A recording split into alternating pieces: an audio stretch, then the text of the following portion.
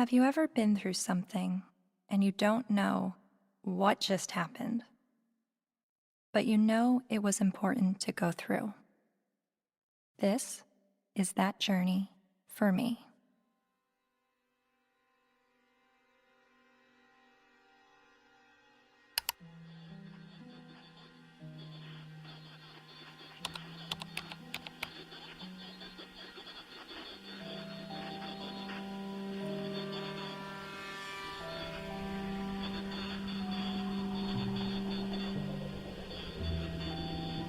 Misogynist rantings would be at home in the far-reaching internet subculture widely described as the men's rights movement, a toxic distillation of the worst aspects of American sexism. It's a universe of message boards where men get together to express their hatred towards women.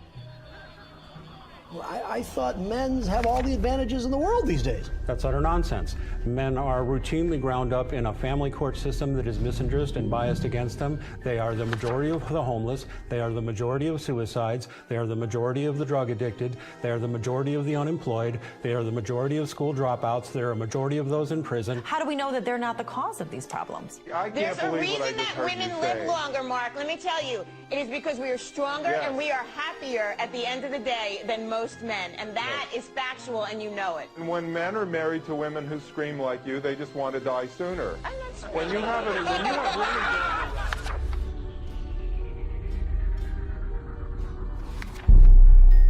A voice for men, an online hub for men's rights activists, and they were founded by a man named Paul Elam. It's a website called A Voice for Men that's run by a man named Paul Elam, which is male spelled backwards, but it is his real name, apparently.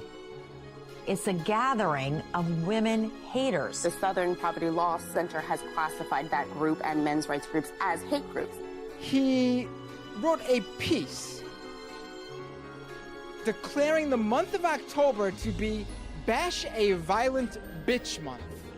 I mean, literally to grab them by the hair and smack their face against the wall, he wrote.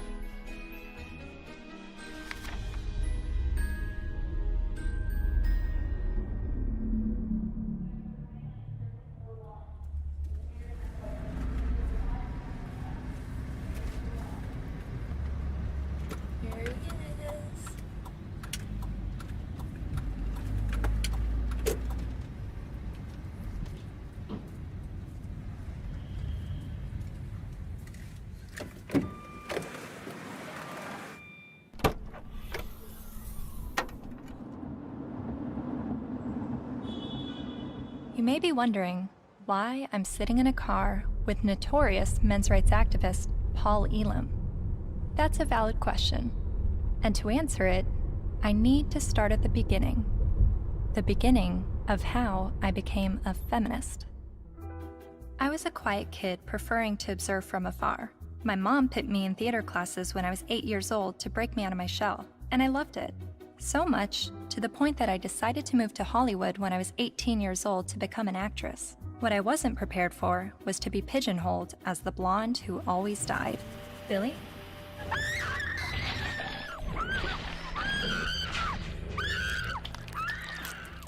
Granted, I had a good scream. But the characters I played weren't alone in feeling objectified. I was commonly harassed on the streets, hit on by married producers, told by photographers to come back when I lost 15 pounds and got a boob job, and a plethora of other uncomfortable experiences, all while still being a teenager. I started to realize my role in the world seemed a little too similar to the unfortunate roles I was auditioning for, and it was not how I saw myself or the person that I wanted to be. So, I quit acting and bought a video camera to tell the stories I wanted to tell. And now, I've been making documentary films since 2008 when I was 21 years old. Most of my work has been about women's issues and sexuality. I've covered a range of topics from the phenomenon of purity balls to reproductive rights, single motherhood, and LGBT rights. After releasing my film in 2012 about marriage equality, I was at a loss of what topic to explore next. And that's when two horrific stories broke the news.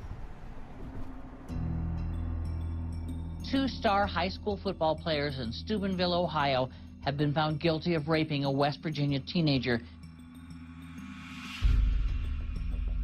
The video shows the former Steubenville student callously joking about the incident. That's like rape. It is rape. Bro, they raped her. You know how you do it? Bro. They raped her. This is the funniest thing. They raped her. Outrage across India as a 23-year-old woman, the victim of one of the most horrific rapes India has ever heard of. A 90-minute horror for a 23-year-old medicine student on this bus. Gang raped and beaten. Her friend assaulted and thrown out of the bus. Every day, every woman is facing violence on the streets. I started to research this rape culture.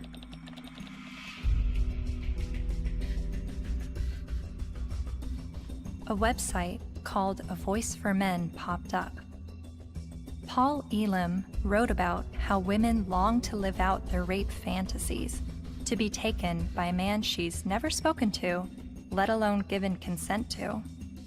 As I read, I was asking myself, is this the rape apologist that I've been hearing about?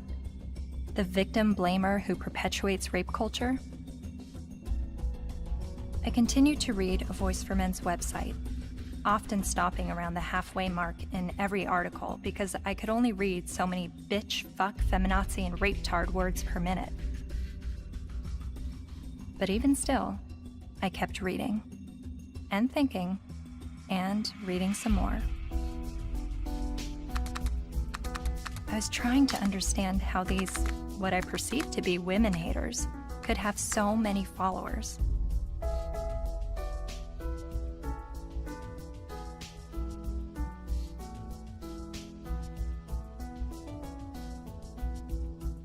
So, I decided to meet these MRAs. The ones leading the movement, and some of their followers too.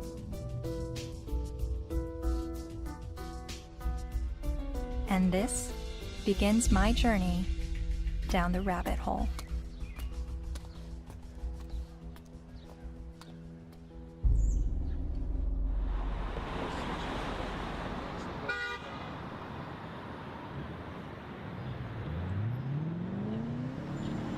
This, ladies and gentlemen, is an historic moment. Never before has there been a gathering of this magnitude to support men's and boys' issues. We have got serious problems. I have been working in this area advocating for the rights of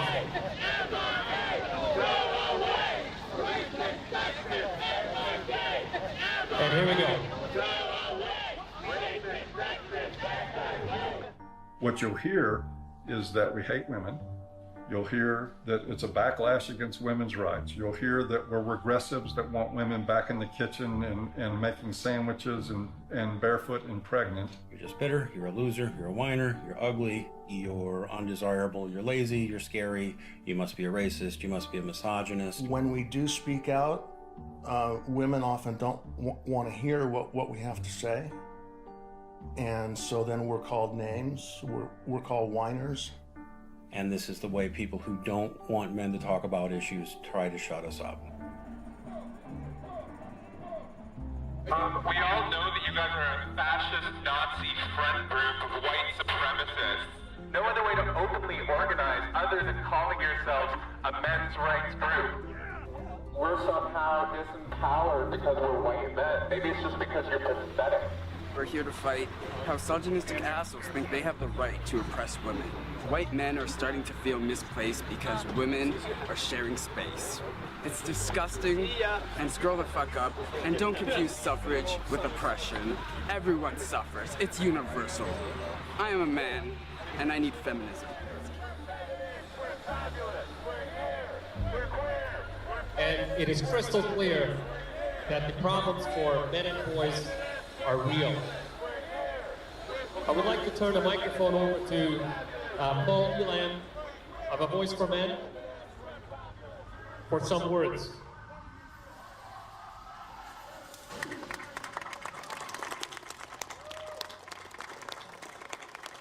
This is a historic day. I've never seen a gathering like this out of concern for the general state of affairs for men and boys in this culture.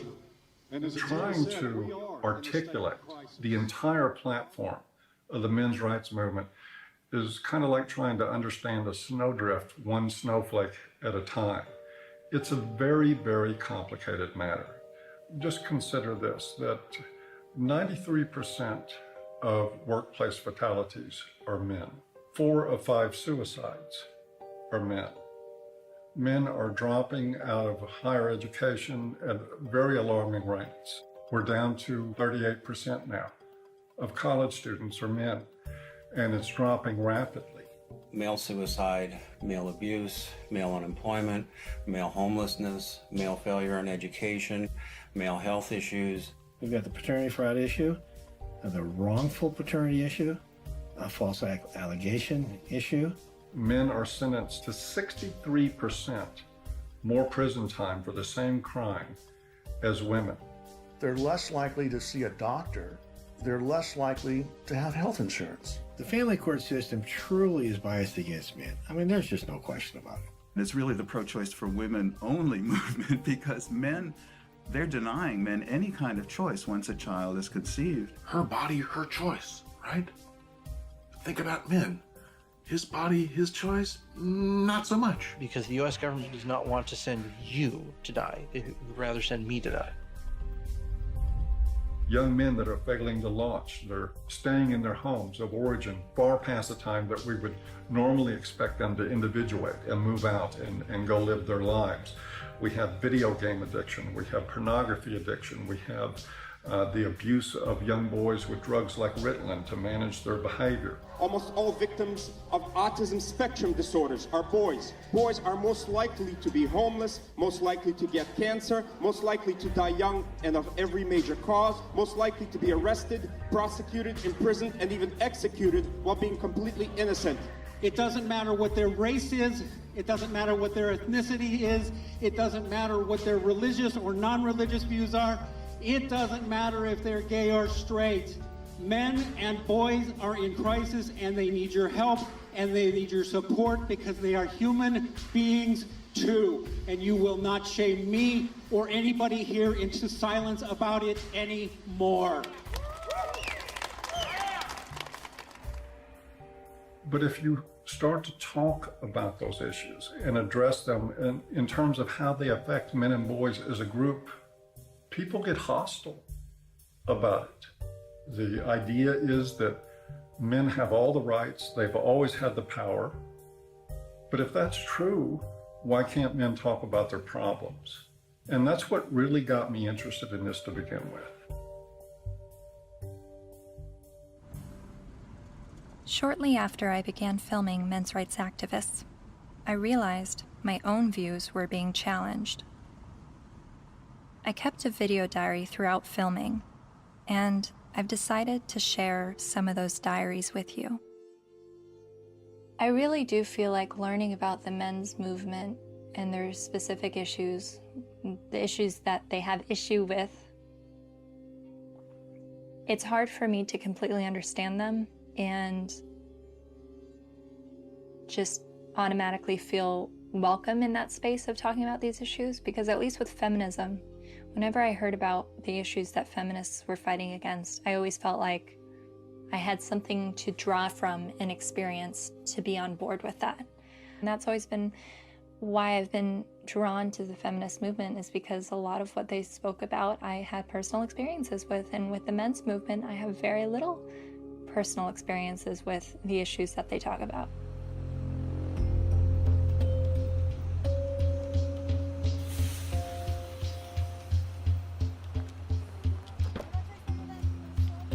A cab driver who was driving a cab 70 hours a week was not saying, I am earning this money to have power over my wife. He was earning this money even though it took power away from his life. He was doing that so his child wouldn't have to drive that cab.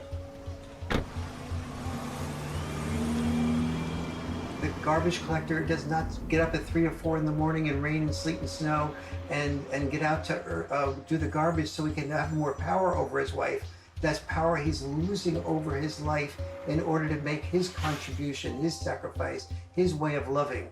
And this has been translated into the culture of, you make more money than women do, you must therefore have more power. Meet Warren Farrell, best-selling author and self-styled social anthropologist, leading an assault on our traditional thinking about men. I asked my girlfriend at the time to buy me as a gift, I think it was for Christmas or for my birthday, Warren Farrell's book, The Myth of Male Power, which she did. And it just changed my whole life. And his premise was, while women are often seen as sex objects, men are often seen as success objects. And this resonated with me. He wrote this book that questioned our notions of power, of who had power and where it was. And it questioned the roles of men, but not the way feminists had always questioned gender roles. Every society that survived based on its ability to train its sons to be disposable. Disposable in war as warriors, disposable in work as firefighters, as workers on oil rigs and so on, coal miners, and indirectly, therefore, disposable as dads.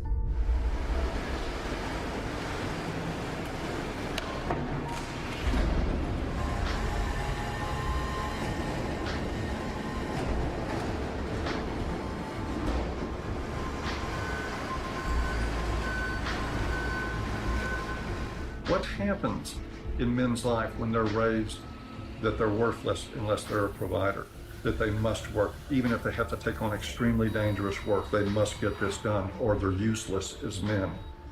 That is very, very powerful stuff. See, feminism did see accurately that we value male work more than we value female work.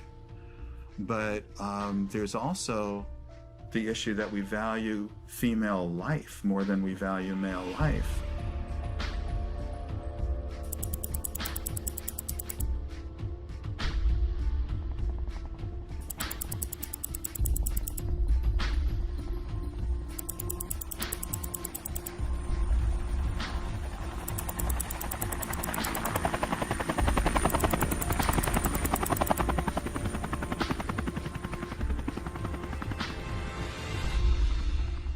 Even when that plane went down in New York City a few years ago, and that, the pilot was a hero for the way he landed it and saved everybody. Word arrived over the citywide fire frequency that a commercial jetliner was in the water with 155 people on board.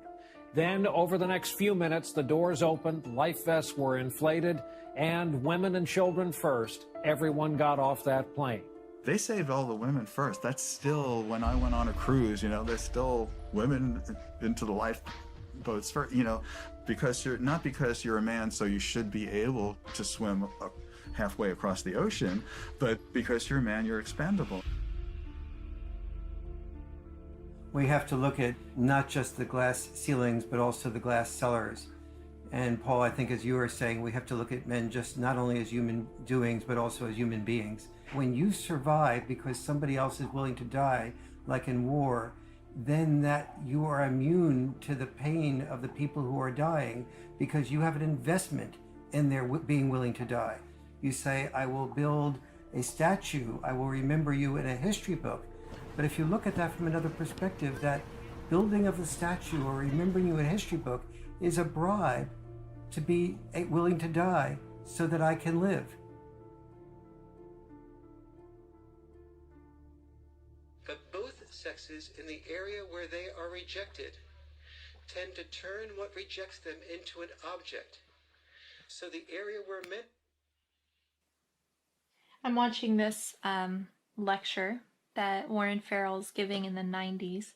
I see some women in the crowd, and a lot of them have their hands folded, and there is a little bit of uncomfortableness by being a woman in a crowd of people while the speaker's talking about how men are oppressed and women have it so great. It kind of puts you on the defensive as a woman. And understanding that I feel that way makes me wonder, are men having their arms crossed, listening to a feminist speaker talk about how men have all the power and women are oppressed? Are men feeling like, what are you talking about? I don't have power and we have it pretty shitty on this side of the grass too?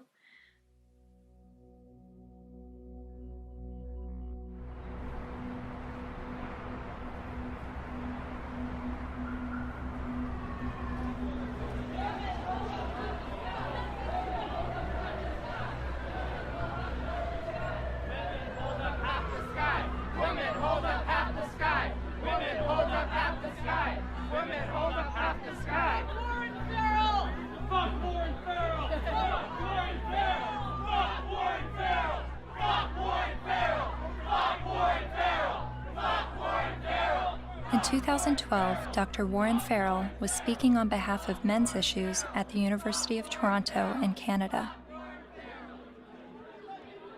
A feminist group protested the event. Be fucking ashamed of yourself. You're fucking scum. You are fucking scum. Fucking rape apologist, incest supporting, woman hating, fucking scum. Is there someone else that you wait?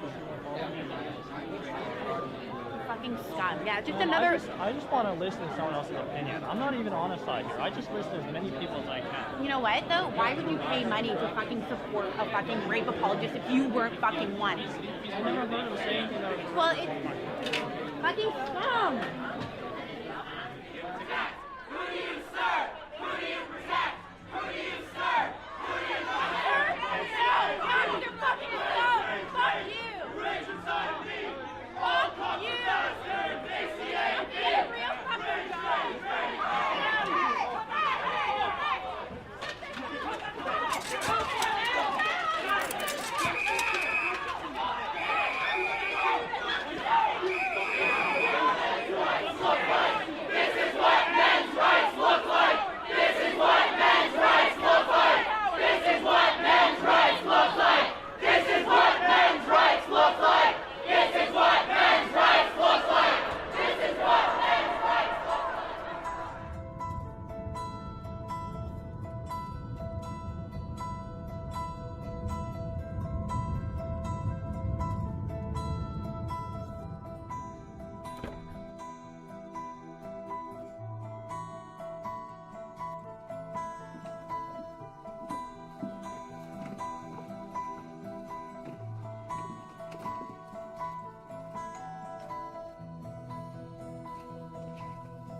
Hi, how are you? I'm Cassie. You're Cassie. Oh, for some reason I thought you were a male, which I'm just delighted that you're a female. Well, thank you. Very glad to meet you. Come on in. Thank you. Thank you. But Farrell wasn't always so attentive to men. In fact, for years he focused almost exclusively on women's issues, rubbing shoulders with feminist leaders like Gloria Steinem. And he's still a card-carrying member of the National Organization for Women. I believe that women cannot hear what men do not say.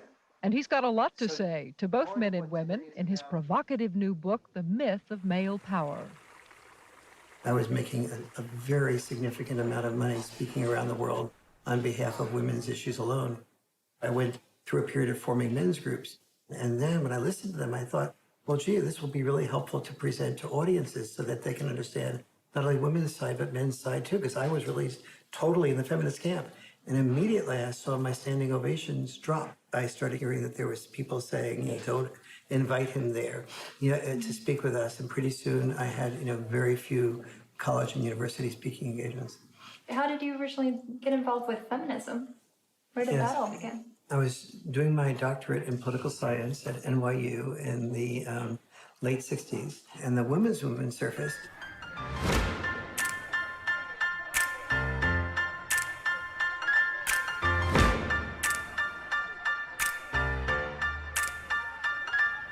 And I started to say, this is the most exciting thing I've ever heard, because I'd heard of civil rights, gay rights, But suddenly, women were saying, I don't want to be confined to just being a homemaker or a secretary. And so it's like, why shouldn't women be encouraged to do everything they possibly can do? And at that point in time, I saw a lot of women marrying men that they weren't completely in love with, but the man earned a fair amount. And so I thought, that's just a form of prostitution extended over a lifetime. How depressed that must make a woman. And it's not going to be good for a man either. He never knows whether he's loved for who he is or loved for what he has. And he's afraid to give up producing because he's afraid to lose love. And so women who were successful to me appeared to be women who would free men from having to be all, wrapped up in just being the only breadwinner and supporting 1, 2, 3, 4, 5 people, which, it's one thing to support yourself. When you're supporting 5 people, you don't have the freedom to question your boss because you're supporting 5 people. The first issue of feminism was to say, just because I'm a woman, maybe I don't want to spend my life raising children. Don't force me into that role against my will. So they looked at men and said, well, you're not forced to raise children. You don't have any issue. But for men, the traditional sex role was not raising children. For us, the traditional sex role was to be a provider, a protector, and to initiate relationships. Each of us has traditional sex roles. Don't force us to carry out those traditional sex roles. We have the same rules set up for men that they've always lived by, that you need to protect and provide at any cost. But we've changed everything where it concerns women. They now have access to everything men have always had access to education, to work, to whatever they want to do. But they're not the ones driving the semis. And they're not the ones in the coal mines. You don't hear the National Organization for Women complaining that there is just not enough female ditch diggers. It is still men carrying the lion's share for what it takes to operate and maintain this society. And it is still the expectation that if somebody's going to go down with the ship, it's going to be men.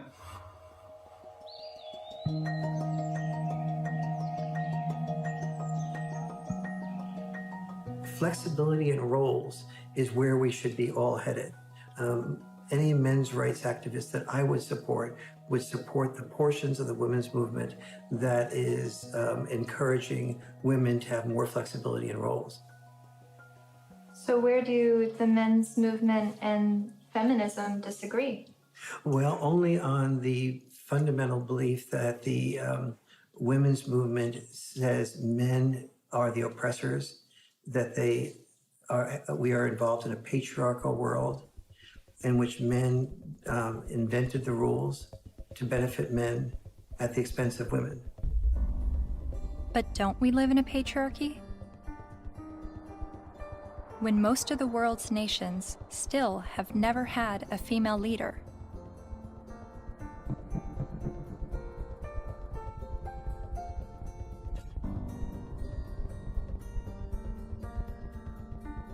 And less than 5% of CEOs of Fortune 500 companies are women. You have to look at this in a larger perspective. Patriarchy is the result of gender roles and not the vice versa. Traditionally, women's power and responsibility has been in the reproductive sphere, while men's power and responsibility was in the productive sphere. You have to reproduce to continue the species, and you have to produce to feed people so that they can reproduce. So, it's like they work together.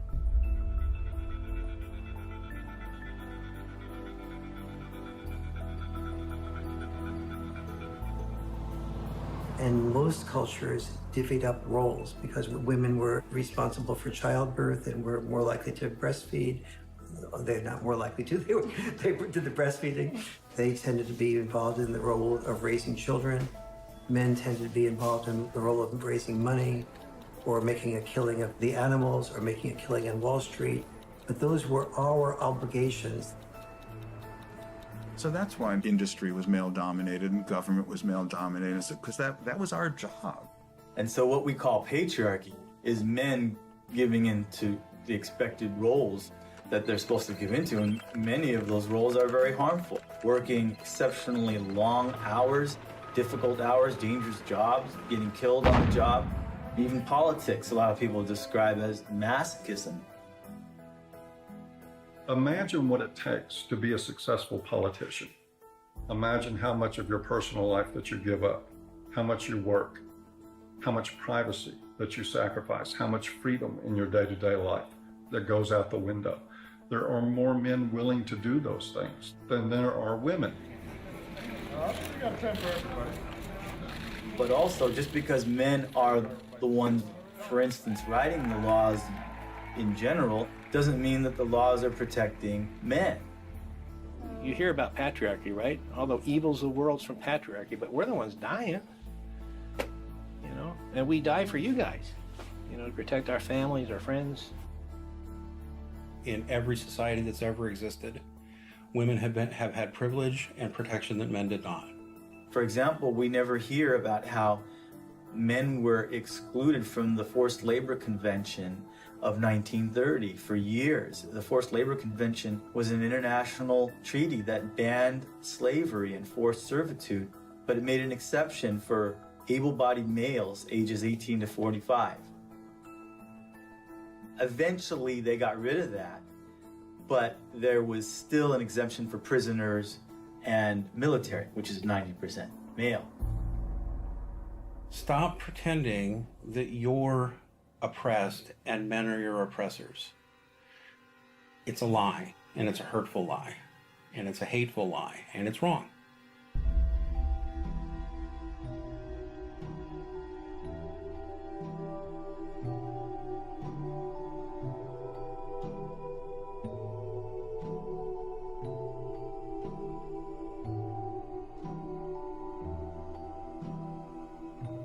You talk a lot about the red pill in A Voice for Men. What is the red pill? Oh, it's sort of a cultural slogan. It comes from the movie The Matrix, where the character Neo is given the choice between a red pill and a blue pill. You take the red pill, you stay in Wonderland, and I show you how deep the rabbit hole goes. And if he swallows the red pill, the scales will be peeled back from his eyes. He will see everything that he hasn't been able to see. And if he takes the blue pill, he'll just go back to sleep and live in his sort of unaware, semi-comatose state forever and probably be a lot happier. It's a pretty apt analogy. So what is the blue pill in this world? Well, the blue pill is the paradigm that most people live by, that men have all the power, that they've always had all the power, that domestic violence is a problem that's committed by men against women only, that sexual assaults are only committed by men against women, that women don't make the same money for the same work as men.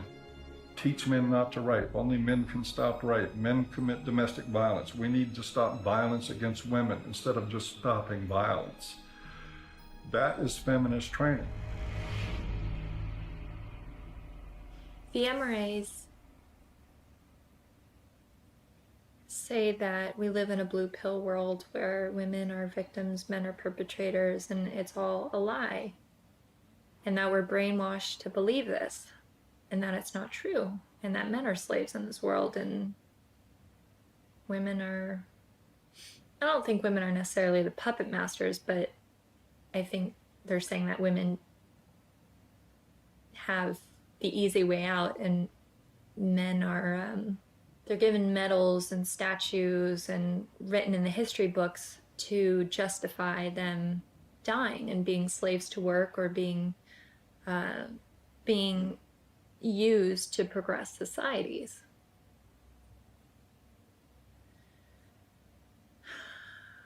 And I've believed for so long that I'm at a disadvantage for being a woman and that I have to work harder than everyone else and I have more to overcome and I have more to prove just because of my gender. But the MRAs are saying that this is all a lie and that guys are actually the ones that are disadvantaged and discriminated against. And actually, the more I learn from him, the more I think thank God I wasn't born a guy. Because I don't think that the expectations on men is good or healthy. I mean, they have so much pressure to succeed and to be strong and to stand up and protect others and to put their lives on the line. I don't think I would want that responsibility. But, you know, 50 years ago, no, I wouldn't have wanted to be a woman. But now, I mean, maybe just it's right now that the tides are changing and women are have the better deal. Well, no, I don't know.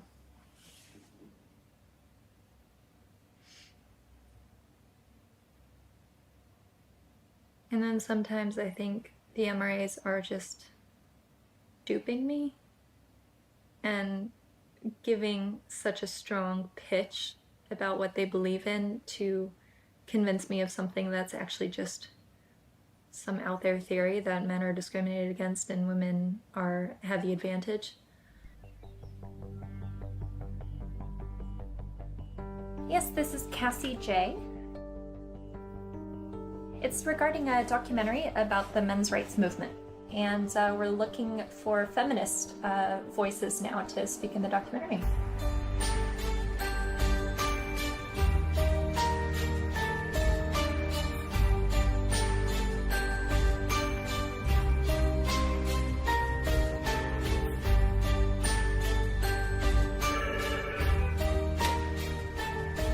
Feminist majority. Yeah, hold on just 1 second.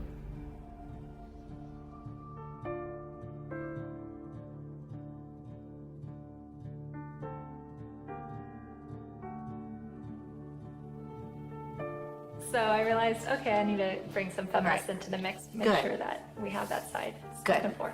I was researching rape culture, and so that's how I stumbled across a website called voiceformen.com. So some of the people that we've already interviewed on the MRA side is Paul Elam with A Voice for Men. Yeah. Are you familiar with him? Oh, I'm familiar with them. I've never met them. Yeah. Obviously, they've spent a significant amount of time and energy denouncing me, so I figured I might as well have a look at what they say. Yeah, really, the men's rights movement is part of the backlash. The backlash? To feminism. The men's rights movement really got going as women began to make gains, and some men have felt threatened by the opportunities that have been opened up to women. And I don't know if it's because some of them feel threatened that they now have to compete with a lot more people for their jobs. They now can't get into the best schools if a woman or a girl has better grades. Think about it. Grandfather's generation probably had it pretty well, right? All of his needs, his shirts were ironed, all of that was always taken care of. Well, you know, grow up. Realize the world has changed. And as much as the MRAs would like things to go back to the way they were and use the argument that women have an advantage now, no person looking at the data can possibly say women have an advantage. We're just beginning to get a level playing field here. It's not tilted in our favor, I can tell you that. And they know it. They know it. But it's the constant distortion of the data. It's the spinning of a situation to make it look like women are somehow getting ahead, getting an advantage they don't deserve. It's part of the backlash. Political organizing comes from a feeling of victimization, which is why the men's rights movement makes that claim that men are the victims of discrimination. But it doesn't have much traction because, you look around and it's hard to see it. We don't have movements called, straight liberation. The question I would pose rhetorically is the men's rights movement really the gender version of the white nationalist movement?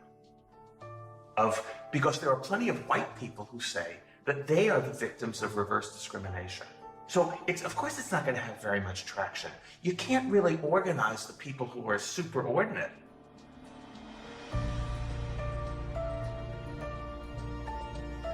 So do you think that men are being discriminated against in any way? Not under the law. Men are not disadvantaged under our laws. Or in the business world, as a class, men are not underrepresented on corporate boards or at the top of the Fortune 1000 companies. In the corporate world, in the business world, in a lot of parts of academia, in the military, in the sports world, still pretty much a male-dominated world, and where a lot of the privileges and power and status accrue to men. Men are advantaged over women, no question. No one can debate that, not with a serious, not in any seriousness.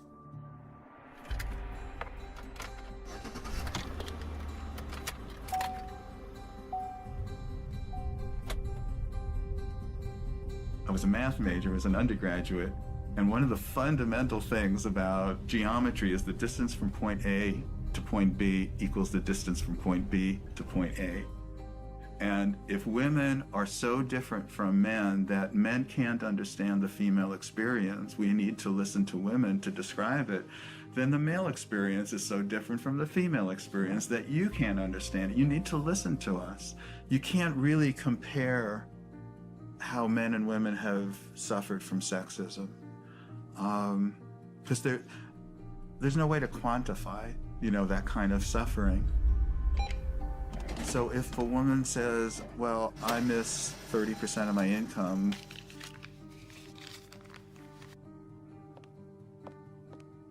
more than you miss 6 years of life, there's no way to quantify that. Or I've lost a job opportunity because I'm a woman. There's no way to say, well, I've suffered more than you because you've lost a kid because you're a man. We can't, but it's serious. It is serious.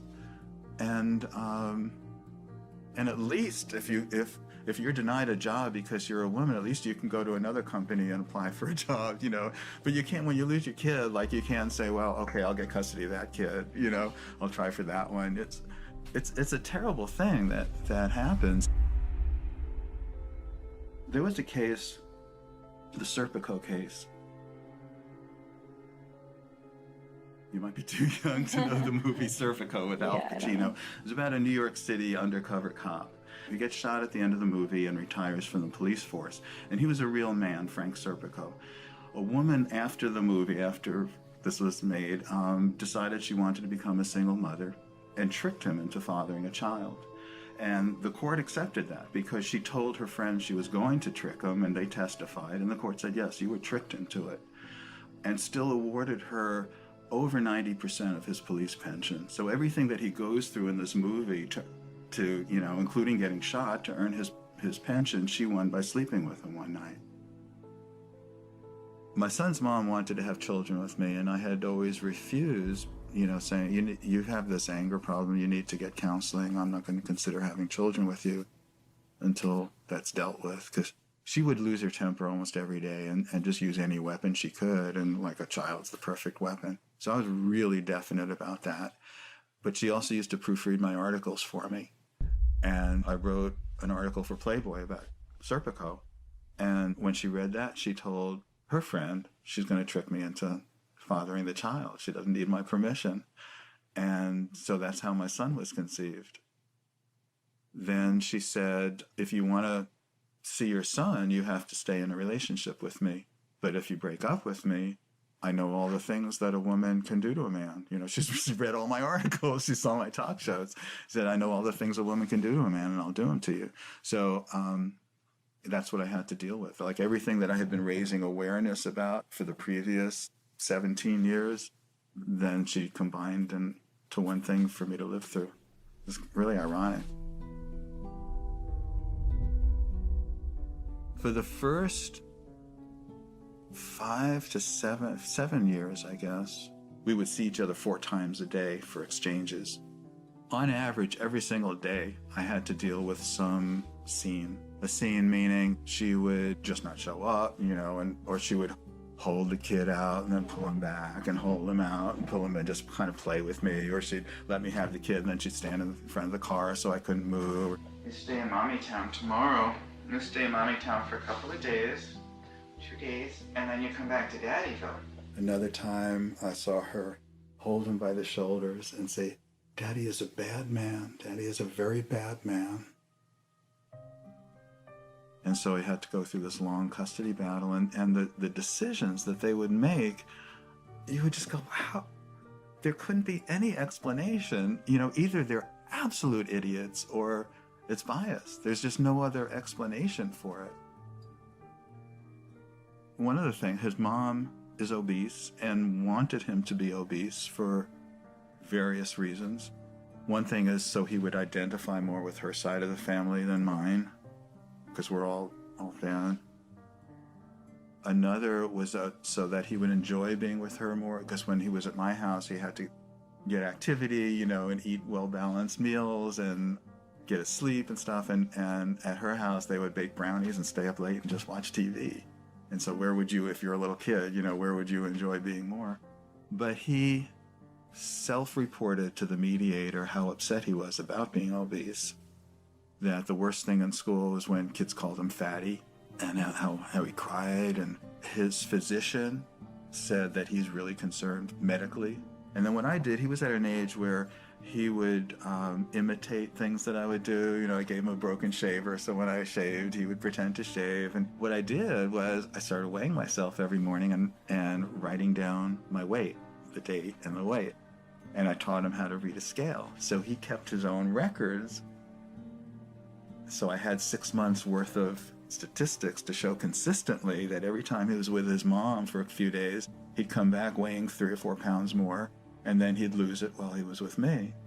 So they had, you know, that how much he was upset about the problem. They had his physician being upset about the problem, and they had the proof of where the problem lay. So the judge's decision was that father should no longer be allowed to weigh the child. Problem solved. After 14 years, my body gave out. I got sicker than I've ever been. I realized I'm going to die. That's not going to do anybody good. I've got to give up the fight. And so I gave up custody. And so I don't see my son anymore. He hasn't been in my house since. So I did lose him. Just like a dream. You're like a guiding light shining in the night. Fred claims that during his 14-year custody battle, he spent the equivalent of 5 years of his gross income on legal fees, mediators, and child support payments. I was really in his life a lot longer than most fathers would have been. It's something most fathers can't afford.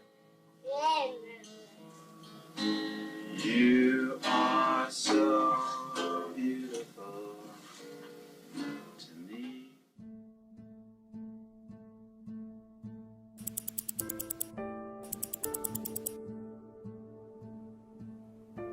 We generally know that fathers don't get as good a deal in family court, and we don't really complain about it until it happens to us. And even then, a lot of men don't.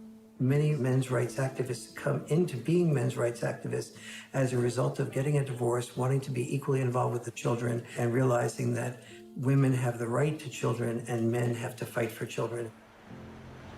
When your family courts run on the supposition that mothers are more fit to be custodial parents and that fathers are more fit to provide a check every month and to become what we like to call Uncle Daddy, where they visit their children. To me, that's one of the greatest obscenities in the world, the idea of visiting your own children, where you get to see them for 2 hours on Wednesday night, and you get to have them for X amount of hours every other weekend, and you have no say in how they're brought up.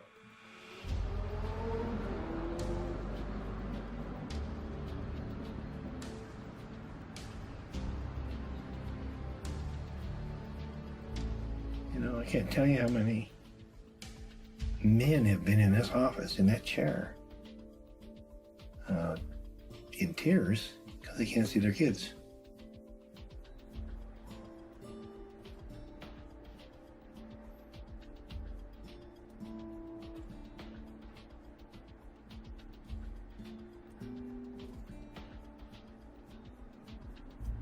some of this stuff ends up in horrific consequences. Like this gentleman here, it's his little son. They found him dead. Not the son, but the young man.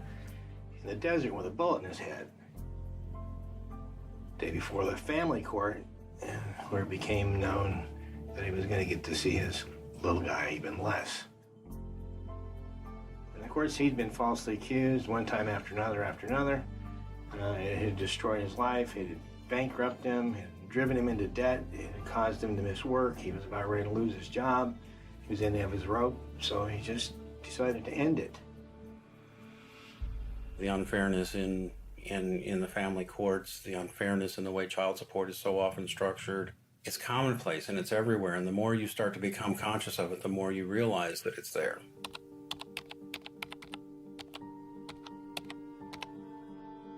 I started to research some fathers' rights issues and came across some harrowing stories.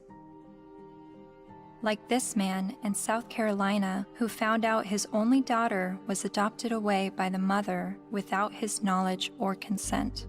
His daughter was with an adoptive family in California, so he began his fight to get his daughter back.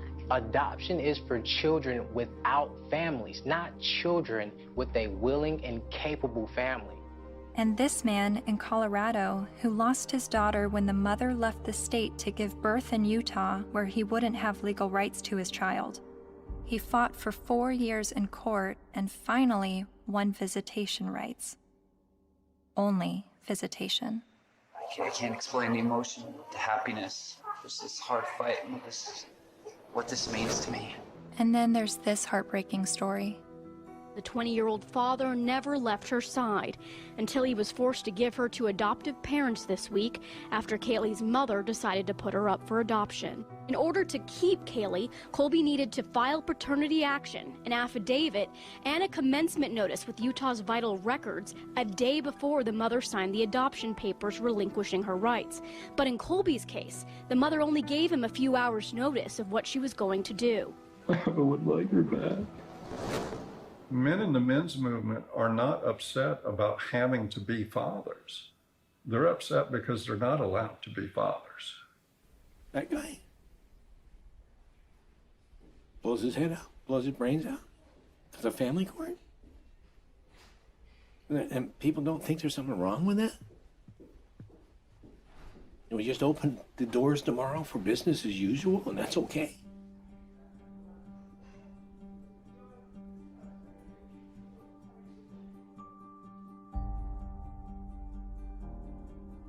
I've always thought of feminism as being the fight for gender equality. And yet, I've never heard about fathers' rights and the injustices going on in family court. Why is this? I decided to ask gender studies professor Michael Mesner. Well, I'll just say I don't think I don't think that a lot of their assumptions are correct to start with. There's no doubt that there have been some men who get just screwed by court decisions and custody cases. But I think when you look at the broader patterns, it's still the case that in intact heterosexual families with kids, women are still doing the vast majority of the housework and childcare, and there's a lot of sort of father absence, lack of participation by fathers, some of whom I think then after divorce happens end up suddenly wanting equality, as fathers when they haven't really been participating equally as fathers before. So to me, it always kind of swings back to the feminist perspective of how we need to push for full equality across the board, including before divorces. If we have that, then we might expect more symmetry after divorces happening. The more I researched fathers' rights, the more I realized how deep this rabbit hole goes. Not only in the amount of issues, but also in the vast array of perspectives on these issues. I decided to create a flowchart of what I thought fathers' options might be following a surprise pregnancy. I then put a green line for the paths that I thought would be good turnouts for the father, and I put red lines for the paths that seemed to not be good for the father. Then I created a flowchart for women's options, and did the same with green and red lines. And as I stepped back, I saw all the red lines for the women's options if she does not want the child. But something dawned on me. Of every path the biological father could go down, he's at the mercy of the woman's sole discretion. Although women have very difficult choices to make, she at least has the choice. But for biological fathers, they have no say over their parental destiny.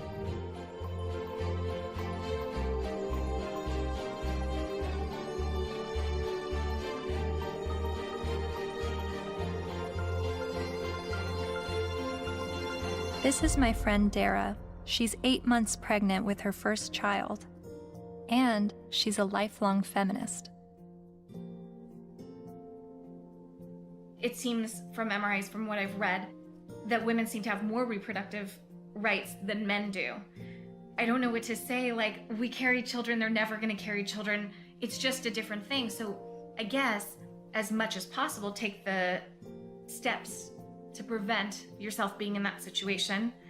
It's just, I don't know what to say. There's no, there's nothing like a woman, women have been blamed for, and still are, for, unwanted pregnancies, choosing to have an abortion, not choosing to have an abortion, choosing to put their child up for adoption, when, the burden lies on a single mother. If the man leaves, there's real, societally, she's lambasted. So there's a lot of things that women deal with in that regard that men don't actually deal with. So I can have compassion for their situation, but I don't know that it's going to change in the way they want it to, because it's biology, So if you're going to be having sex that could result in pregnancy, and you haven't had this conversation with the woman that you're having sex with, you better have it. You better have it fast. That's when the man has the ability to make decisions, either not to engage in sex or to use condoms and to use other forms of contraception. So that's where his role comes in. Once he's impregnated her, she's the one now faced with continuing a pregnancy, faced with the health risks that accompany pregnancy. So his rights have to be exercised early. But once she's pregnant, all decisions must be hers, because ultimately she is the most impacted. There's just no question. And she ultimately has the responsibility for that child.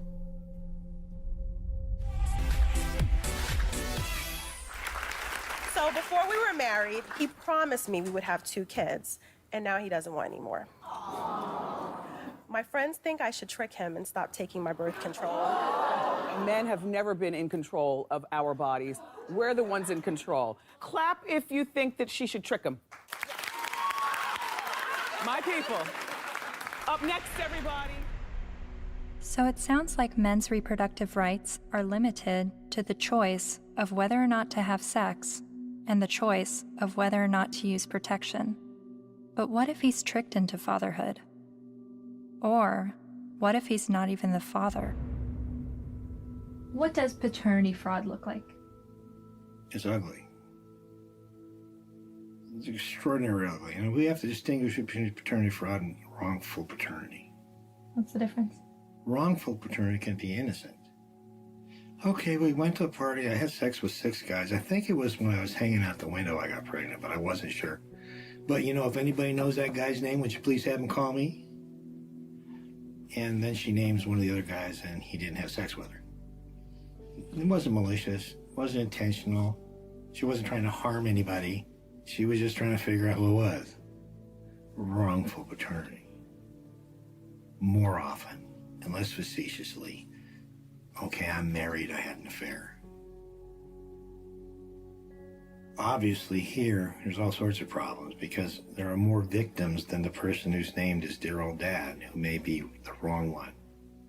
There's everybody involved in the family, like a situation in Texas where the family had 5 little towhead kids, all guys, all little blondos.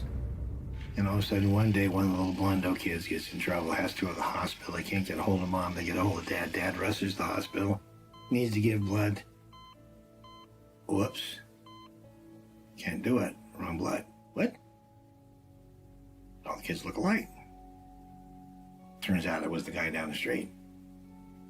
You've heard of this case? No, it's a real case. So what happens to this family? Can you fathom what happens to this family? How do you think the kids feel when they find out dear old dad isn't dear old dad and it's the guy down the street? How do you think dad feels? That these 5 little boys that he still loves dearly, when he finds out they're not his bio children, but he still can't tear away because he loves them. He's devoted himself to these. How do you think it feels? I mean, it's horrific. Horrific. That's not wrongful, that's deliberate. So that's paternity fraud. That's paternity fraud. She knew who the father was and lied about it. Paul was right when he said, trying to understand the men's rights movement is like trying to understand a snowdrift, one snowflake at a time. There are unique fathers' rights issues that vary between unmarried, married, and divorced dads. But there are also men's rights issues for non-biological fathers. Like this man who is facing jail time for failure to pay child support for a child that DNA tests prove isn't his. Carnell Alexander still owes more than $30,000 to the state for a child that's not his because the mom wrote his name down because she needed to name someone in order to get welfare benefits. And I had to put him down as the father. That was the only way I can get the sister. I'm almost homeless. I'm almost in jail. I'm out of work. My money is being threatened to be taken. He says the law needs to be changed, so when this happens, as it often does, other men don't become dad by default.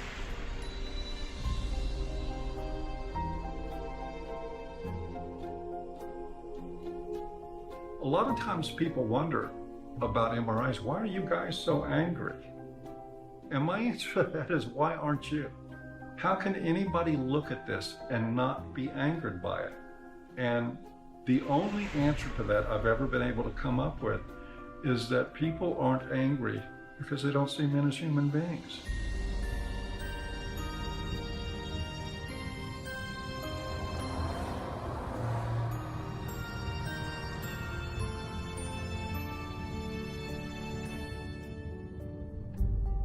I continued traveling North America, meeting MRAs from all walks of life, hearing their personal stories, their red pill moments. I met a young man who was sexually abused when he was 16 years old while living at a residential home for people with developmental disabilities. She's the only woman I've done anything ever with, partly because it just messed me up so much. She continues working there. She hit me in the face. She actually hit me throughout the house, chasing me throughout the house. When I reported my domestic assault to the police officers, I did not at all bring up the fact that I was sexually assaulted, because if he wasn't going to believe that I was a victim of domestic violence, there was no way he was going to believe that I was going to be a victim of sexual assault. I met the honey badgers, women who are men's rights advocates.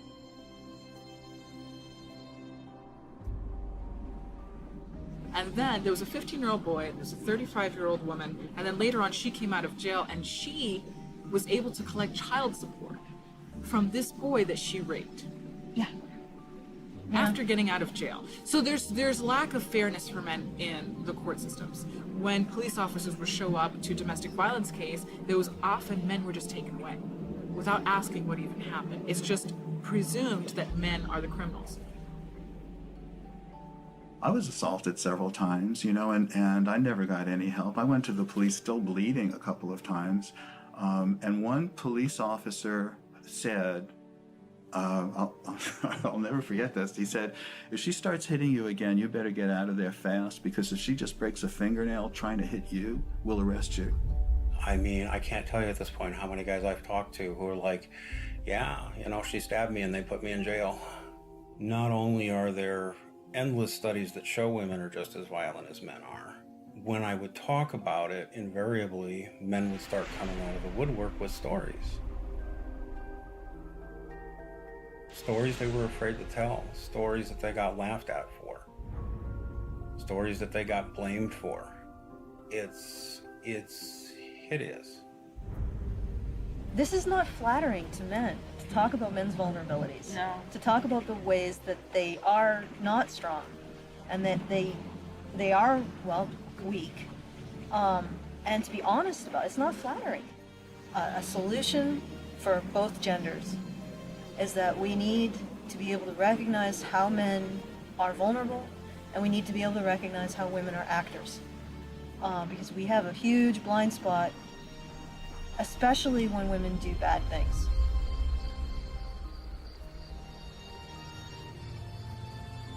My best friend that I grew up with since kindergarten was being physically abused by his wife, who he'd been married to for 20 years. She'll break glass and throw it at him, punch him. I've seen it just happen spontaneously, and it was frequent. And he's bigger than her, but he didn't want to hit her. And he didn't want the children, they had 3 minor children, he didn't want them seeing this at all. So he would usually just go outside, because there would be glass breaking or things being smashed or yelling, and he knew that the neighbors might think it's him. So he would go outside so the neighbors can see what's happening. Eventually I said, look, you need professional help, and so does she, and maybe the kids do too.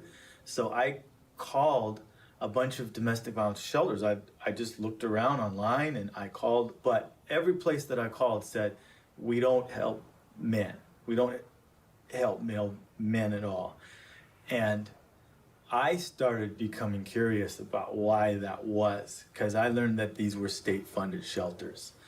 And I know that men pay at least half of the taxes that fund these shelters if they're state-funded, and I just was wondering why. So basically, there was no place to take him, and it just continued. The problem just kept going.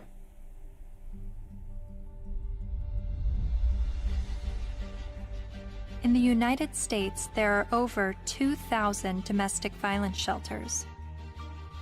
All of them serve female victims, and nearly all of them turn away male victims. In fact, as of 2016, there's only a single domestic violence shelter for men. My initial reaction was that there needed to be thousands more women's shelters because that many more women are being battered.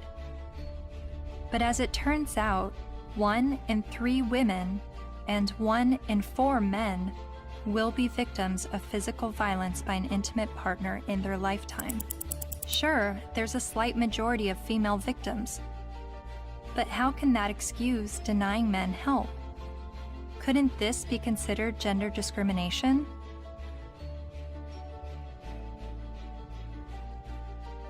Think of it this way. Roughly 78% of all suicides are men. If suicide prevention services only served men, wouldn't we see the gender discrimination immediately?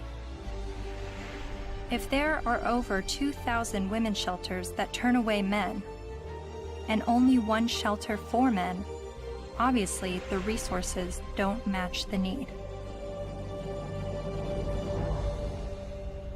How are you involved in the men's rights movement? Well, from the very beginning, when I first opened the Refuge, which was in 1971 in Chiswick in London, almost as soon as I took the women in, I got a house for men. A Voice for Men's editor-at-large, Erin Pizzey, founded the first ever women's shelter in 1971, and she is widely revered in the men's rights community. Because you see, what I knew from the beginning, most domestic violence is consensual. Both are involved. Sometimes one's the perpetrator, the other plays the victim, then it crosses over.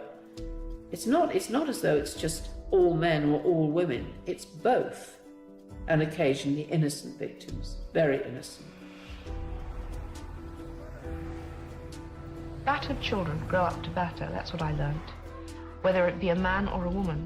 And I now know that if a woman comes in with a history of violence in her own childhood, the chances are she will be probably violent to her children, and she will want to live on this knife edge of crisis and danger. I haven't been allowed to speak, that's the difficulty.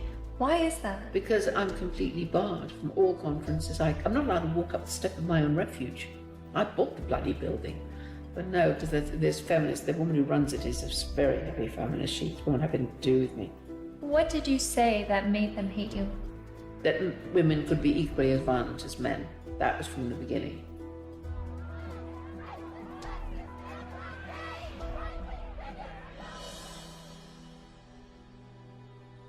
Erin Pizzey says that 62 of the first 100 women to enter her refuge were just as violent as the men they left, and violent towards their children. But there's levels of violence, isn't there? I do not affect that I'm violent. Well, I'm violent. So am I. You know, I'm very violent. Well, And yet- verbally, and you know, I could quite easily hit somebody. You know, very, very easily. And I've had an argument. But the feminists I've met have an entirely different take on domestic violence.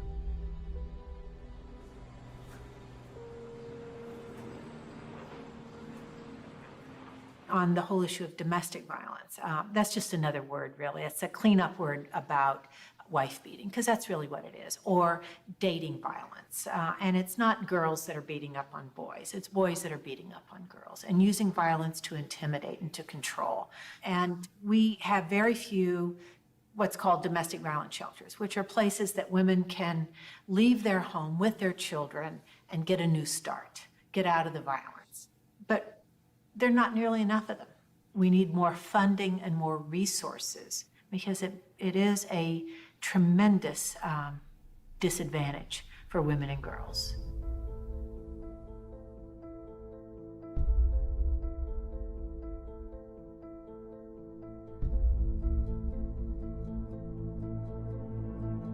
In 2014, the CDC released a report revealing that over 5.4 million men and 4.7 million women had been victims of intimate partner physical violence within the previous 12 months.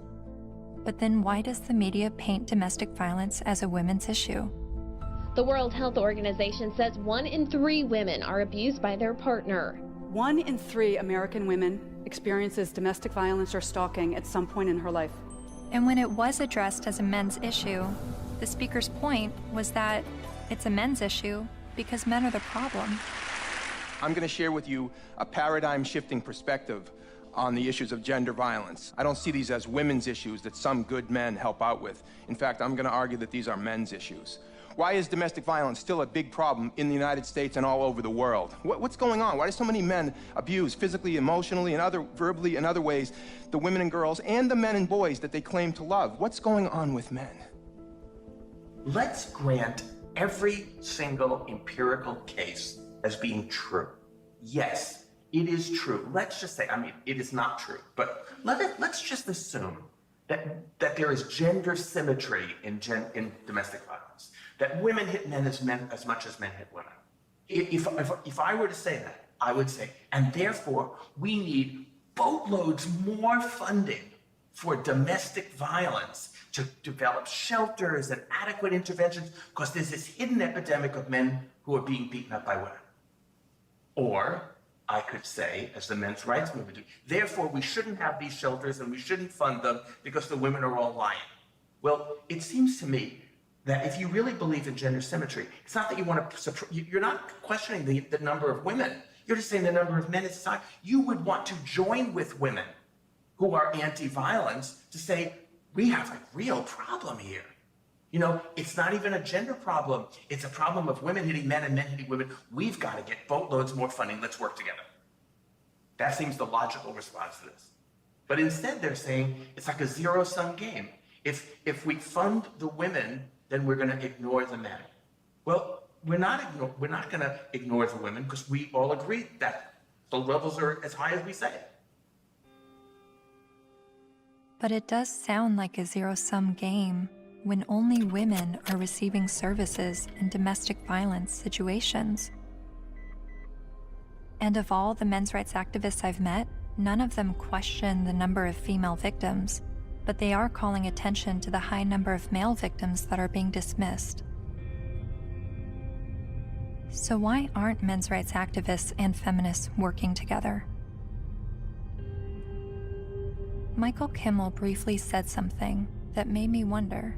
He said it would no longer be a gender problem if both men and women were equally victims of domestic violence.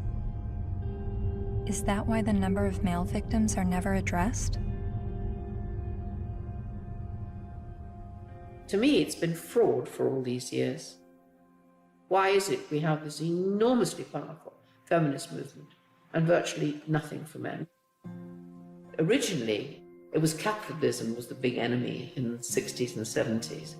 And it was the radical feminists in America.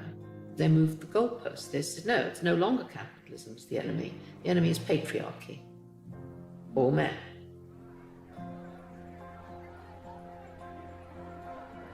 And that's how the women's movement began. And it was enormously successful. The new mood in the refuges was going to be that no men could work in refuges and can't today. They can't sit on the boards. And boys over 9 or possibly 12 can't go into refuges, or you call them shelters. Their mothers have to make other arrangements for them, which I find shocking. And it ring-fenced money. I think that that particular time when the feminist movement were desperate for funding because they'd run out of publicity, and they were desperate for funding, and they needed a just cause. And unfortunately, it fell into their laps. It's an enormous industry. I mean, violence against women, they get something like, well, it's $1 billion and over a year. And an awful lot of that goes on really supposedly rehabilitating men, but essentially punishing them with something that's called the Duluth model. Duluth Power and Control Wheel. You guys know about that? No. I'll give you a copy. In 1977, I think, a bunch of crazy women up in Duluth, Minnesota figured out they had the solution to domestic violence, and it was all about patriarchy and all about men. And it's the Duluth Power and Control Wheel, because men are all about power and control. Of course, not you ladies. You guys, you don't control anything. You have no power. You're just sweet and innocent little things. Okay.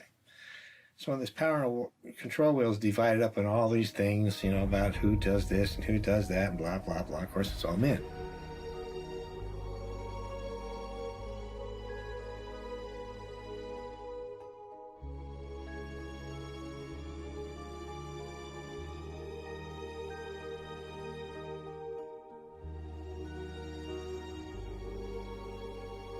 The entire domestic violence industry was founded on that. I think it's still 37 or 32 states in the United States that by law they have to use the Duluth model for battery intervention programs, and it's all shame, blame, and guilt-driven. If you're a man and you walk in, you must admit you did it up front or you're in denial. There's no debate, there's no discussion, there's no possibility that you could be falsely accused. The criminal justice system could have made a mistake. None whatsoever. You are in a state of denial, and you will complete that course or you're going to go to jail. You will be re-engineered. That's frightening. Frightening? Yes, that's frightening. I think it's terrifying.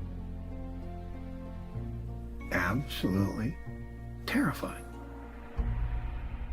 All I had to do, I had a simple choice. I could just say, yes, you're right.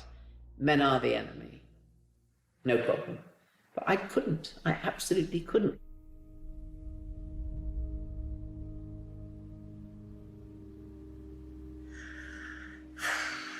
Just getting overwhelmed. Because I don't know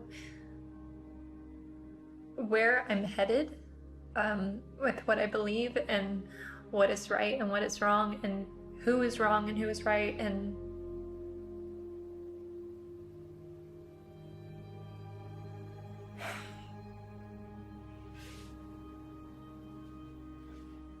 the truth is somewhere in the middle, and that's why I'm feeling frustrated, because I don't know where the truth is, and I don't know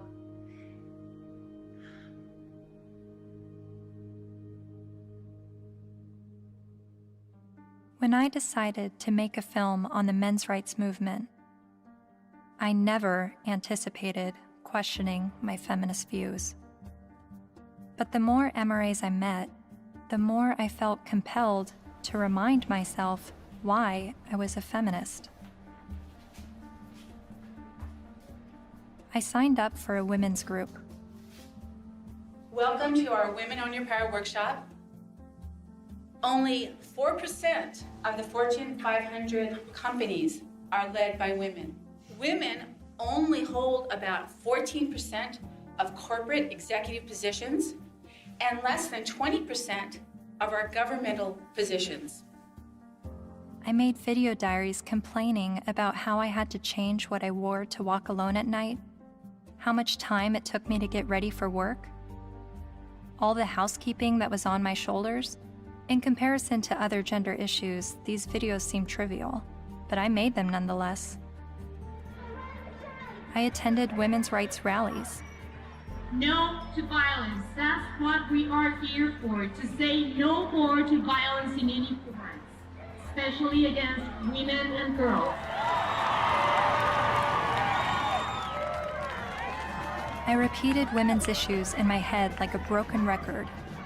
Female genital mutilation, sex trafficking, reproductive rights, maternity leave. And social media helped remind me of women's issues. We have fought for everybody else's equal rights. It's our time to have wage equality once and for all, and equal rights for women in the United States of America. We are struggling for a uniting word, but the good news is that we have a uniting movement. It is called He for She.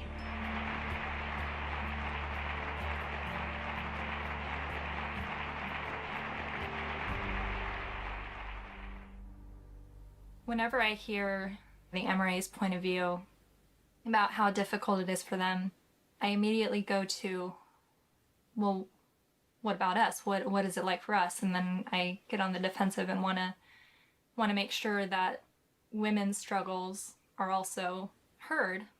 And I don't know if that's necessary, because the MRAs are saying that the feminist perspective is the mainstream perspective. But even when I hear their issues, I still want to speak up for the women, because I feel like, I don't know why I feel like talking about one gender's issues now neglects the other. And I guess that's what MRAs have been dealing with, is always hearing about women's issues and feeling like their issues are neglected. But whenever I hear them talk about men's issues, I feel like I need to stand up for women and say, this is what we're dealing with, an equal opposite.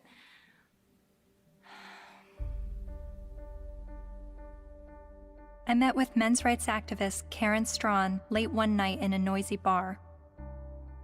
She became well known for her YouTube videos talking about male disposability and other men's rights issues. And she's a honey badger. Part of what I do and what I research and what I think about is the reason psychologically why feminism seems to be such a comfortable, warm blanket emotionally for so many people, men and women alike. And it's so comfortable that it will make them not see things that are right in front of their face. Look at Boko Haram. Hundreds of young girls, fast asleep in their beds, are awakened by the sound of gunfire. Armed attackers have stormed their boarding school and set fire to dozens of buildings. Nearly 300 of them are dragged from their dorm, loaded onto trucks, and carried away deep into the forest. From New York to London rallied yesterday demanding that the terrorist group Boko Haram bring back our girls. It just gets to the core of you, This unconscionable act was committed by a terrorist group determined to keep these girls from getting an education. And what happened in Nigeria was not an isolated incident. It is a story we see every day as girls around the world risk their lives to pursue their ambitions. I mean, you must have heard about that, right? That's being spun as a fundamentalist Islamic group that is so determined to be misogynistic and oppress girls that they want to deny girls an education. But they are not against girls being educated. They're against anybody getting a Western, secular, or Christian education. The initial attacks, and there were several of them, there were over 100 men killed and 1 woman killed. And the victims were described as people, right, or villagers. And in the previous attacks on the schools, they actually let the girls go. They separated out the boys and girls, and they let the girls go, and they told them, go home, get married, renounce your sins, and live a righteous life under Allah, right?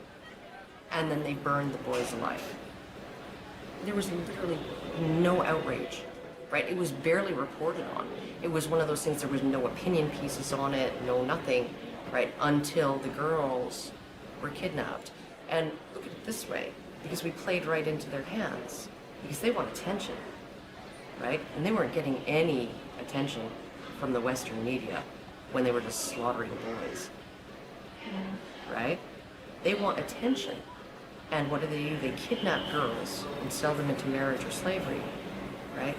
And everybody, the UN, Michelle Obama, Barack Obama, the UK government, the Canadian Federal Minister of Defense, right? They're all promising aid and help and equipment and personnel to help find these girls and bring them back, because this is such an outrage and oh my goodness, something needs to be done. Well, maybe if, like last year, maybe if we did something then, all of these girls would be safe in their dorms right now, right? But we didn't. And the reason why they kidnapped those girls is because we didn't do anything. We didn't pay attention. And they want attention, right? And they know that attacking girls or women is going to get them attention. What are we going to do? Start a campaign, bring back our boys. Oh wait, they're dead. Never mind, right? The men, the people in Boko Haram, they're chivalrous. If those girls were boys, they wouldn't be getting education. They'd be dead. They wouldn't be sold into slavery with the hope of escape. They'd be dead. Boko Haram has been fighting for Islamic rule in Nigeria since 2002. Its members have killed hundreds of people.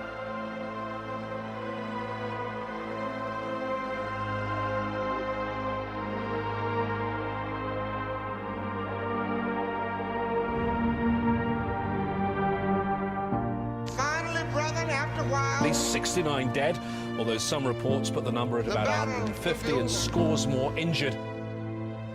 For that day when we shall lay down our burdens and study war no more. Finally, brethren, after a while, the battle will be over. For that day when we shall lay down our burdens and study war no more. Finally, brethren, after a while, the battle will be over. For that day when we shall lay down our burden and study war no more. Finally, brethren, after a while, the battle will be over.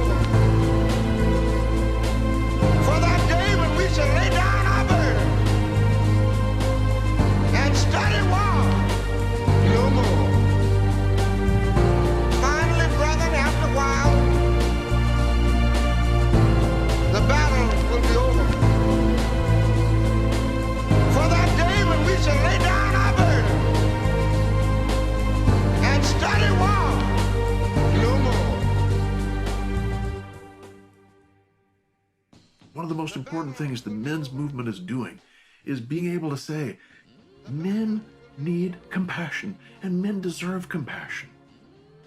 And to have that happen, I'm not expecting it in my lifetime. It's an ocean of pain out there. This stuff we're talking about has been going on for so long.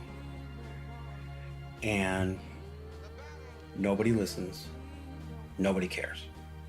It's one thing when you look at what happens to women and you feel normal, healthy outrage about it, and that should happen.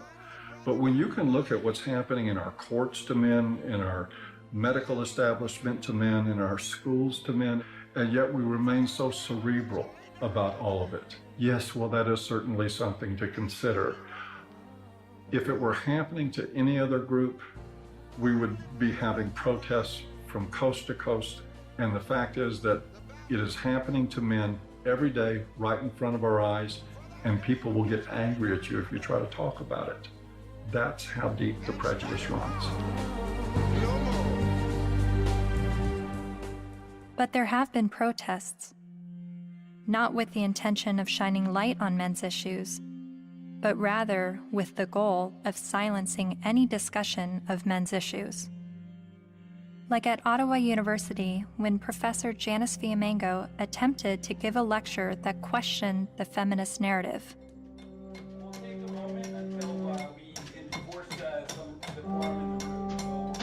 So you think this is a victory? Yeah, why are you so frightened of hearing an opinion different from your own? Then there was the first International Conference on Men's Issues in Michigan, where even Ms. Magazine urged its readers to protest the conference in hopes of shutting it down.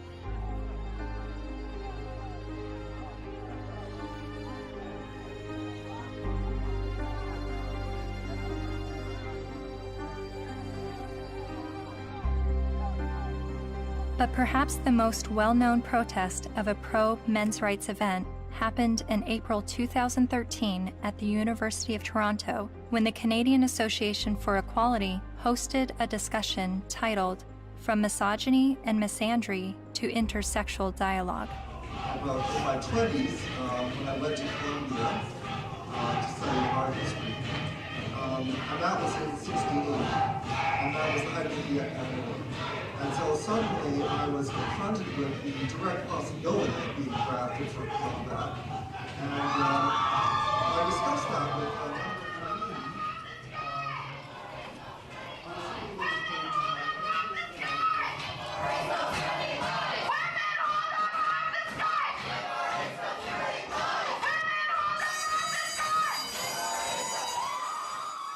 a feminist group protesting the event illegally pulled the fire alarm and successfully shut down the event.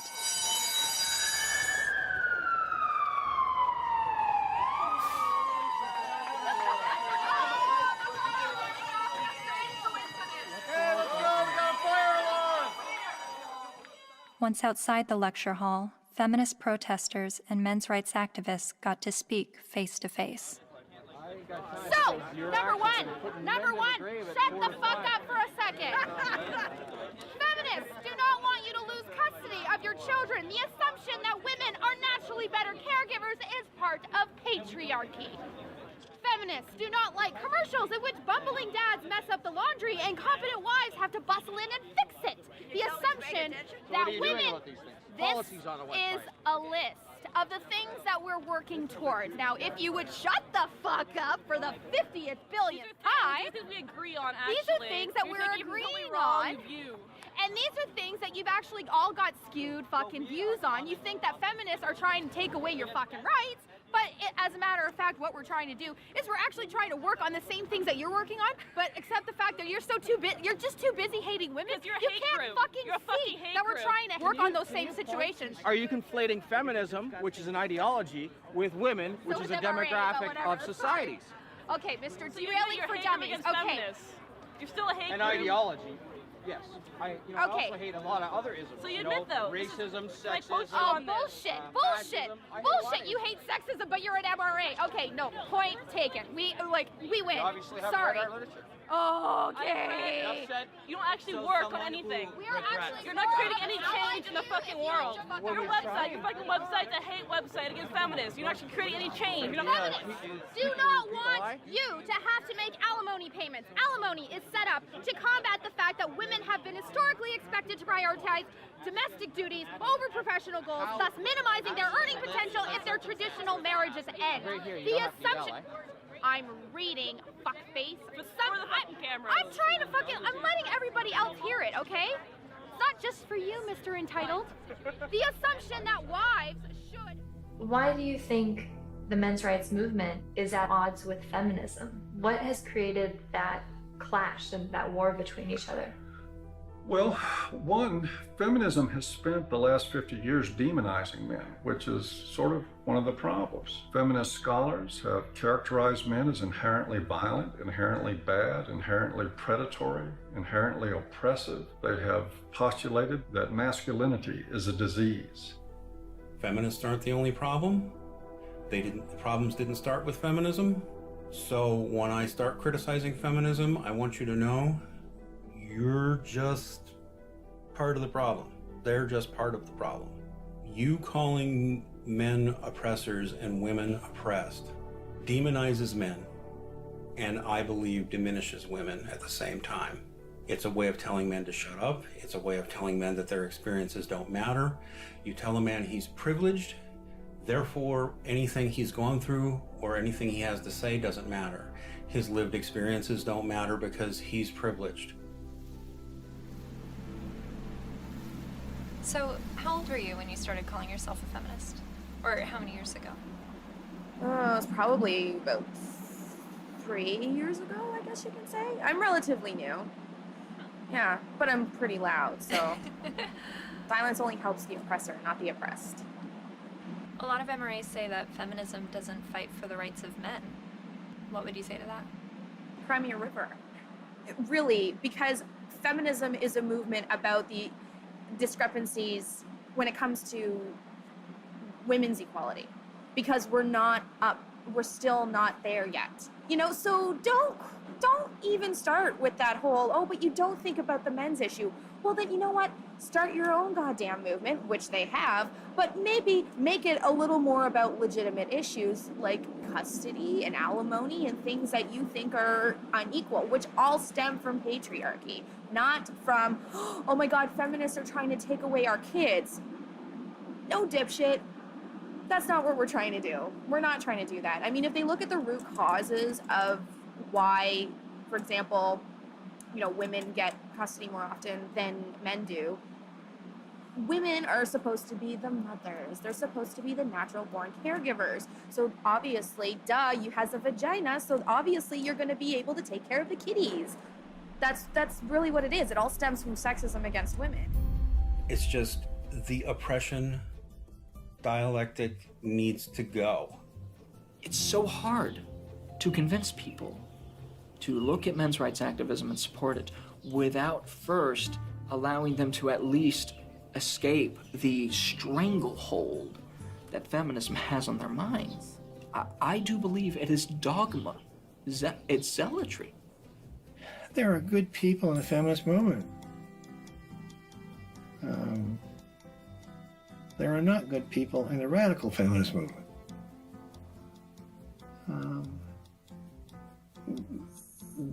That system is based on hate.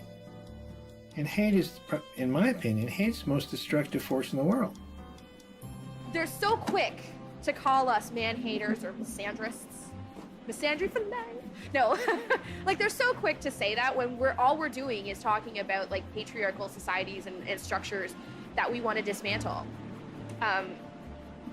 Nothing against men in particular, but just saying, hey, this is a system that we live in, and this puts men above women, and it's not necessarily their fault, but hey, recognize what's happening here, and let's work together to dismantle it. The omnipotent, ever-present patriarchy, the invisible force that directs all of our lives, right? and causes all oppression and all suffering, right? Our devil. And the beautiful, wonderful force for justice, feminism, the way. It's the way. It sounds like religion. It sounds like religion. And oh my goodness, for a movement that's only about equality and isn't blaming of men. They name the force for evil after men and the force for justice after women. And this being a movement is very, very, very concerned about the implications of language. So concerned that if you call a firefighter a fireman, it will discourage little girls from aspiring to be firefighters. And sometimes discourage grown women from aspiring to be firefighters, right? By calling them firemen. But we can call the force for all oppression, we can call that essentially men, patriarchy, right? And we can call the force for good and justice women. And that kind of language, that has no implications. We're not blaming men. We just named everything bad after them. They're really angry, and they're angry at women, they're angry at feminist women, but yes, men have gotten a crappy deal. But it's not the fault of women or gay people. When feminism says that they have no part in any of this, I think they're not being honest about it. I don't blame feminism for all of it, but I think they've had a role in it. They've written laws that discriminate against men. They fought to protect those laws, particularly in domestic violence areas.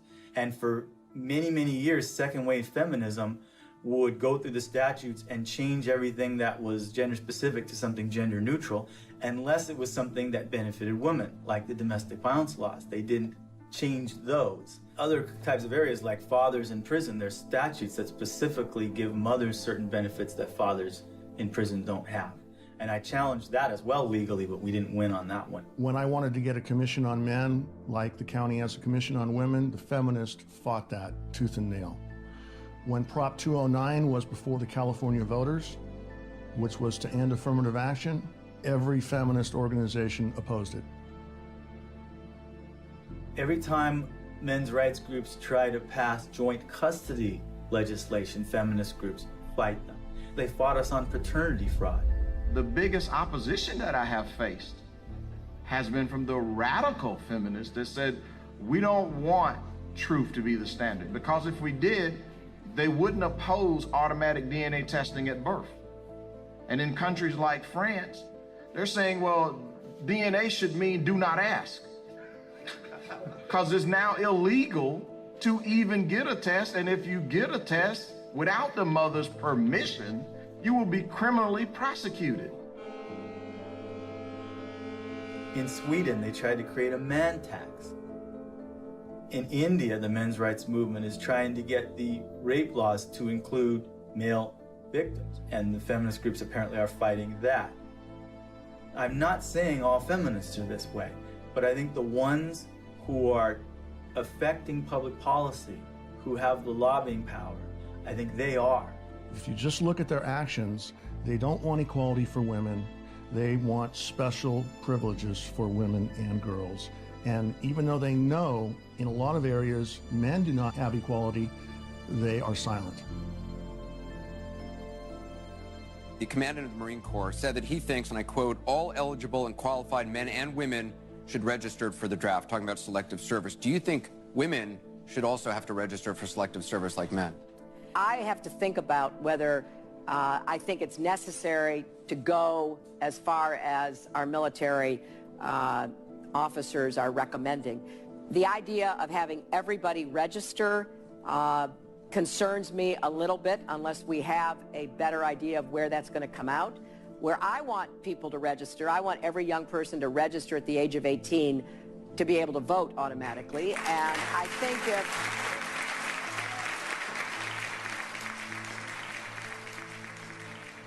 What's the motivation? People don't ask, what's the motivation? Do we need a men's rights movement? No, we need common sense. You know, but if there's going to be this women's movement, and this is the movement that's going to do all these things, then maybe we need a counterbalance, something called the men's men's rights movement or a men's movement. And I hate to see either one of them. I think it's a shame. I think it's destructive.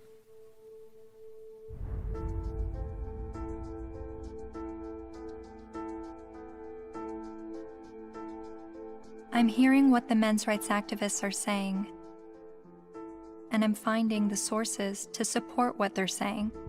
Men are just as likely to be victims of intimate partner physical violence.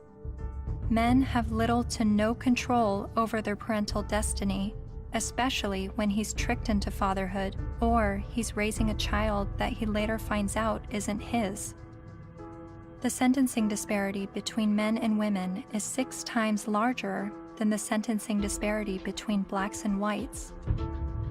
So while a black man may be sentenced to 10% more prison time for the same crime as a white man, a man is sentenced to over 60% more prison time than a woman arrested for the same crime. Boys are falling behind in education. They are enrolling at lower rates and earning less college degrees. And while not all MRAs agree on the issue of infant male circumcision, most MRAs do believe it is a human rights violation. I spent months learning about infant male circumcision, but it only took me watching a 5-minute medical training video to convince me this is a barbaric practice that needs to stop. Okay, so first thing, make sure he's well restrained. The foreskin, okay? And we repeat the process with just one end and clamp. Anything that gets clamped gets cut. All that was left, a partial penis and his tiny testicles. Rhodes says Ashton urinates through a hole in his penis. She says she can't imagine now what she'll say to her son when he's old enough to understand what's happened to him. How could you explain it to your child that you don't have a penis or you might never be able to have kids?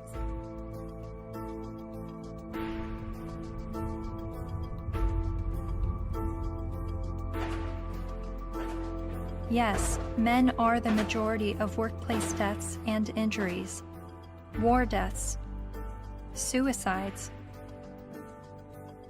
They have a shorter life expectancy. Warren Farrell makes the argument that prostate cancer and breast cancer mortality rates are similar, but funding disproportionately supports breast cancer research and awareness over prostate cancer.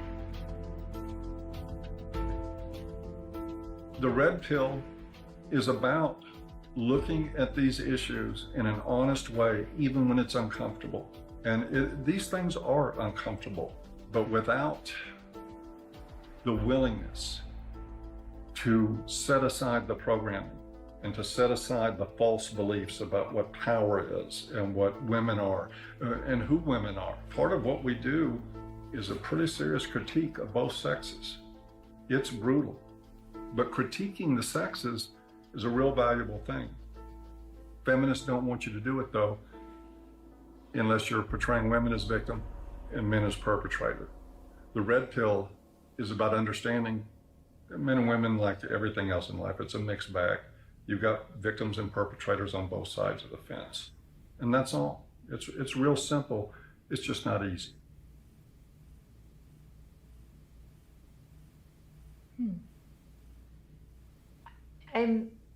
I think I agree with everything you said, but there's still some kind of unsettling doubt, and I don't know where that's coming from.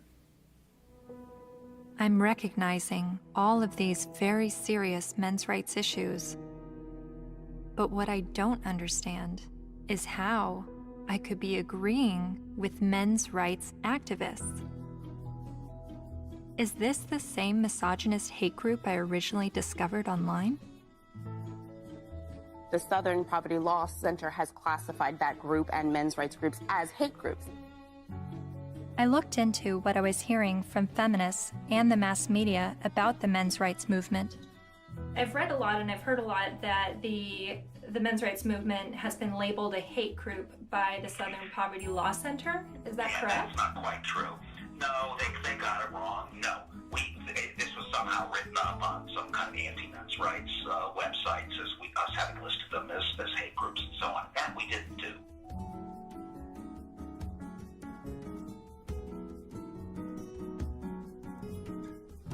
he wrote a piece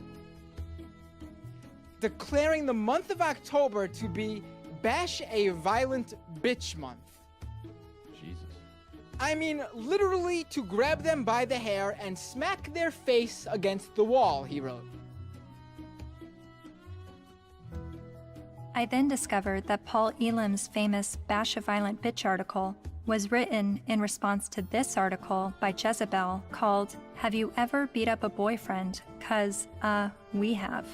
The article cited a study that revealed 70% of non-reciprocated violence was perpetuated by women. The author then went on to say that she conducted an informal survey at the office, and the gist of her findings was that many women had physically assaulted their man, and it was interpreted as either being funny or he was asking for it.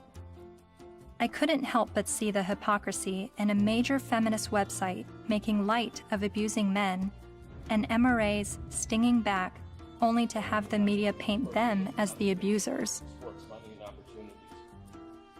Something else to think about. Arriving on campus, boys will also see the effects of women's studies programs, now usually termed gender studies programs. Make no mistake about it, however, they are still women's studies programs. I teach in the gender studies program at Wagner. There are about 900 such programs worldwide, and about 400 of them are in the States. By comparison to those 900 programs worldwide, there is one men's studies program. In 4 years, Center for Men and Masculinities is to be established at a state of New York university, the one at Stony Brook. It will be headed by Professor Michael Kimmel, a sociologist. Its advisors will include, probably among the advisors are funders as well, the actress and fitness expert Jane Fonda, Gloria Steinem, and Eve Ensler, the author of Vagina Monologues.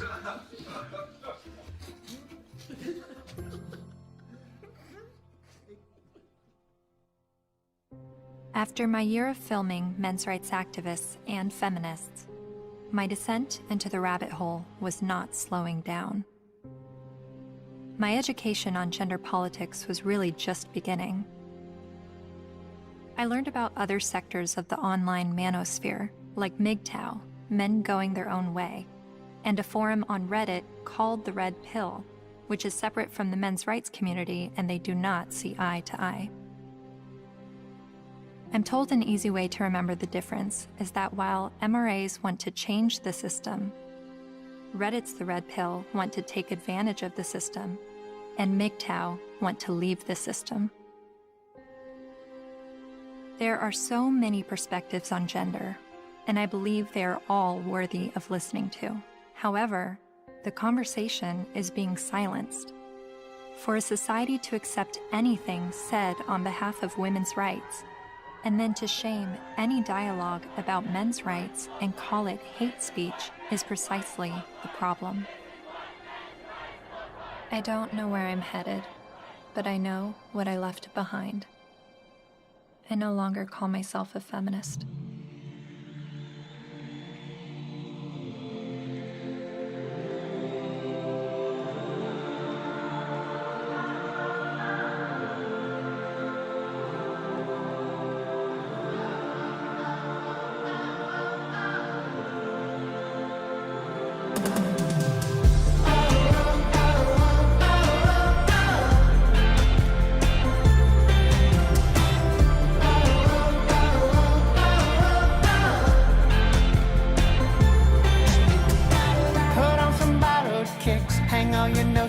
Up. It's never what it is. Wisdom is asking what. There is another side, down where the rabbit lives. My world will blow your mind. Just have a look at it.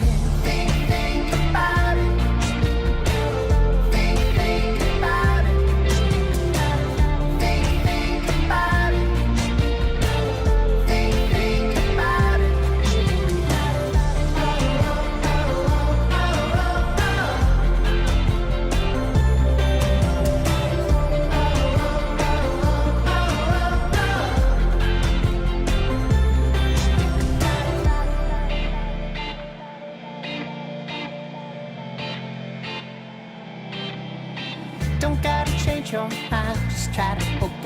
it. I'll let you use my eyes, see what I'm dealing with. People with different stories, divided by different categories and reasons why.